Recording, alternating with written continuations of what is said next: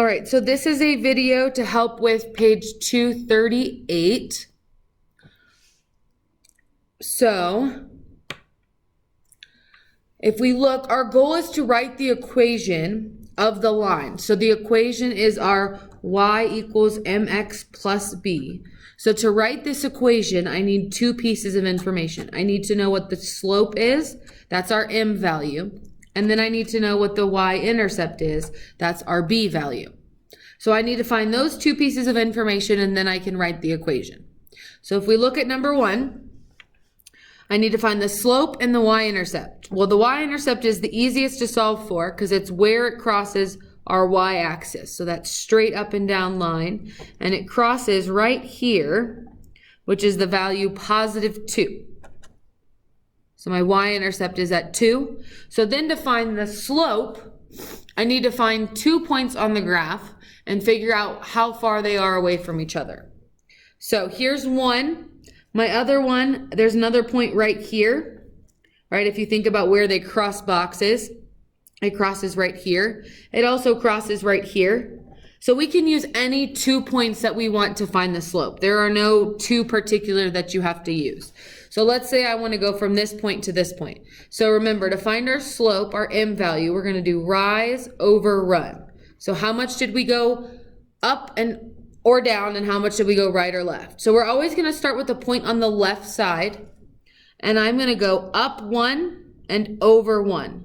So my rise was 1, I went up 1, and then I had to run over 1. So my slope would be 1 over 1, which is the same thing as just 1. So my equation, going back to here, would be y equals, my slope was 1, so I replace m with 1, and then I have positive 2 as my x-intercept, so plus 2. All right, let's look at another example so we can look at number 3. Again, the first thing I find is the y-intercept. So that's where it crosses the y-axis, which would be right here, right? This line crosses my y-axis at this point. So that value is negative 2. So then my slope, I need to find another point on the graph that I can use to help me find the slope. So that looks like it would be this point here, right? There are no other kind of boxes that my graph goes through. So we're going to use that point there. So now, again, I'm going to do rise over run. So starting with the point on the left, I had to figure out how much I went up or down and then right or left. So I had to go, to get to this point, I'm going to have to go down 1, 2, 3, 4, 5. So my rise was 5. Now I went down, so be careful, sorry. Because I went down, that means it's going to be a negative 5. Right? Anytime you go up, it's positive, but when you go down, it's going to be a negative slope. And then I went over 1, 2, 3, 4. So my slope would be negative 5 over 4.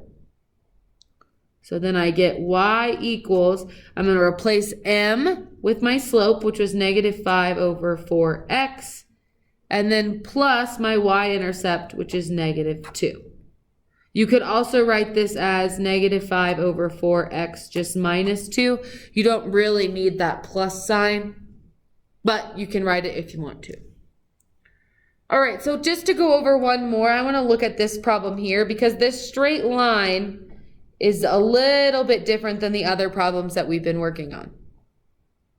So if you think about what we have here, if I'm looking for the slope and the y-intercept, I have a y-intercept at the value negative 3, right? It crosses the y-axis here at negative 3.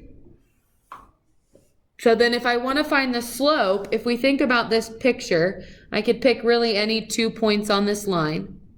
I don't go up or down any, right? To get from this point to this point, I'm not going to go up or down. So my rise is 0. My run would be 2, but 0 divided by 2 would just be 0. So then when I write my equation, I have y equals 0x minus 3. Well, 0 times x is just 0, so we don't even need to write this part. We would just write this equation as y equals negative 3. Right? My y value, this line passes through the y value, negative 3. So hopefully this helps and you can complete the rest of this page on your own.